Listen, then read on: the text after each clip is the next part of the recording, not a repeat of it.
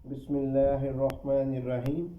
حضور وسلم کی اولاد، مورخین اور محدثین کا اس پر اتفاق ہے کہ آپ وسلم کی 4 لڑکیاں ہوئیں، اور اکثر کی تحقیق یہ ہے کہ ان میں سب سے بڑی حضرت زینب رضی اللہ عنہ، پھر حضرت رقیہ رضی اللہ عنہ، پھر حضرت کلثوم رضی اللہ عنہ، پھر حضرت سیدہ فاطمہ رضی اللہ عنہ۔ اور اکثر کی تحقیق یہ ہے کہ 3 لڑکے حضرت قاسم رضی اللہ عنہ، حضرت عبداللہ رضی اللہ عنہ اور حضرت ابراہیم رضی اللہ عنہ پیدا ہوئے۔ اور حضور صلی اللہ علیہ وسلم کی ساری اولاد حضرت ابراہیم رضی اللہ عنہ کے سوا حضرت ختیجہ رضی اللہ عنہ ہی سے پیدا ہوئی۔ لڑکوں میں حضرت قاسم رضی اللہ عنہ سب سے پہلے پیدا ہوئے، لیکن اس میں اختلاف کہ حضرت زینب رضی اللہ عنہ ان سے بڑی تھی یا چھوٹی۔ حضرت قاسم رضی اللہ عنہ نے بچپن میں انتقال فرمایا، اور 2 سال کی عمر اکثر نے لکھی ہے، اور بعضوں نے اس سے کم یا زیادہ بھی لکھی ہے۔ دوسرے صاحبزادے حضرت عبداللہ رضی اللہ عنہ جو نبوت کے بعد پیدا ہوئے، اور اسی وجہ سے ان کا نام طیب اور طاہر بھی پڑا، بچپن ہی میں انتقال ہوا۔ ان کے انتقال پر بعضوں نے لکھا ہے کہ حضرت قاسم کے انتقال پر کفار بہت خوش ہوئے کہ آپ وسلم کی نسل منقطع ہو گئی، جس پر سورہ انا آتینا نازل ہوئی، اور کفار کے اس کہنے کا کہ جب نسل ختم ہوئی تو کچھ دنوں میں نام مبارک بھی مٹ جائے گا، یہ جواب ملا کہ آج 1350 برس بعد تک بھی حضور صلی اللہ علیہ وسلم کے نام کے فدائی کروڑوں موجود ہیں۔ تیسرے صاحبزادے حضرت ابراہیم رضی اللہ عنہ تھے، جو ہجرت کے بعد مدینہ طیبہ میں بالاتفاق ذی الحجہ 8 ہجری میں پیدا ہوئے۔ یہ حضور صلی اللہ علیہ وسلم کی باندی حضرت ماریہ رضی اللہ عنہ کے پیٹ سے پیدا ہوئے، اور حضور صلی اللہ علیہ وسلم کی سب سے آخری اولاد ہیں۔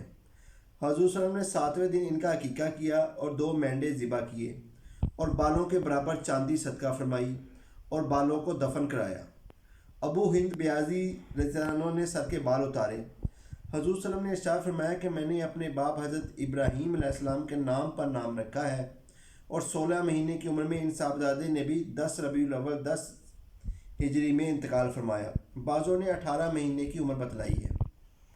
حضور صلی اللہ علیہ وسلم کا ارشاد ہے کہ ابراہیم رضی اللہ عنہ کے لیے جنت میں دودھ پلانے والی تجویز ہو گئی۔ صاحبزادیوں میں سب سے بڑی حضرت زینب رضی اللہ عنہ ہے، اور جن مورخین نے اس کے خلاف لکھا ہے غلط ہے۔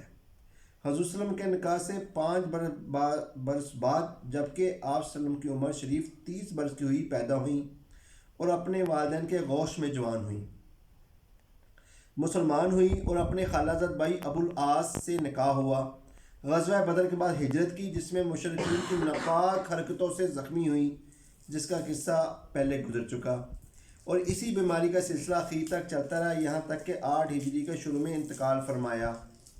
ان کے خاوند بھی 6 یا 7 ہجری میں مسلمان ہو کر مدینہ منورہ پہنچ گئے تھے، اور انہی کے نکاح میں رہیں۔ ان سے 2 بچے پیدا ہوئے، ایک لڑکا ایک لڑکی۔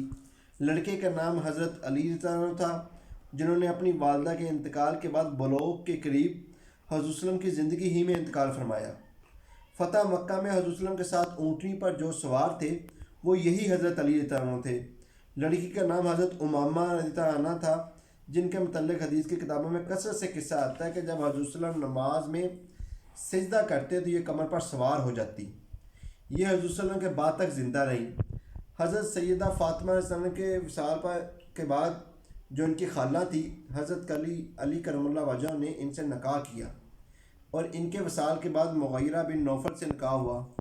حضرت علی رضی اللہ عنہ کے کوئی اولاد ان سے نہیں ہوئی، البتہ مغیرہ رضی اللہ عنہ سے بعضوں نے ایک لڑکا یحییٰ لکھا ہے، اور بعضوں نے انکار کیا ہے۔ کہتے ہیں کہ حضرت فاطمہ رضی اللہ عنہ نے خود وصیت فرمائی تھی کہ میرے بعد حضرت علی رضی اللہ عنہ کا نکاح میری بانجی سے کر دیا جائے۔ ان کا انتقال 50 ہجری میں ہوا۔ حضور صلی اللہ علیہ وسلم کی دوسری صاحبزادی حضرت رقیہ رضی اللہ عنہ ہے، جو اپنی بہن حضرت زینب رضی اللہ عنہ سے 3 برس بعد پیدا ہوئیں، جبکہ حضور صلی اللہ علیہ وسلم کی عمر شریف 33 برس کی تھی، اور بعضوں نے حضرت رقیہ کو حضرت زینب سے بڑا بتایا ہے، لیکن یہ صحیح یہ ہے کہ یہ حضرت زینب رضی اللہ عنہ سے چھوٹی تھی۔ حضور صلی اللہ علیہ وسلم کے چچا ابو لہب کے بیٹے عتبہ سے نکاح ہوا تھا۔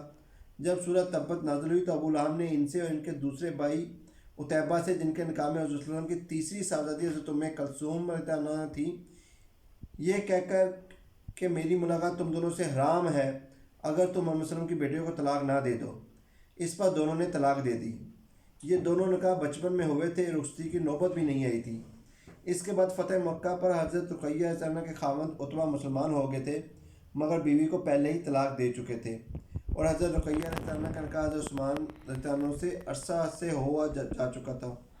حضرت عثمان اور حضرت رقیہ نے دونوں مرتبہ حبشہ کی ہجرت کی، جس کا بیان پہلے باب میں گزر چکا۔ اس کے بعد جب حضور صلی اللہ علیہ وسلم نے یہ ارشاد فرمایا کہ مجھے بھی ہجرت کا حکم ہونے والا ہے اور مدینہ منورہ میری ہجرت کی جگہ ہے، تو صحابہ رضی اللہ عنہم نے مدینہ طیبہ کی طرف ہجرت شروع کی۔ باقی انشاءاللہ جو ہے وہ کل بیان فرمائیں۔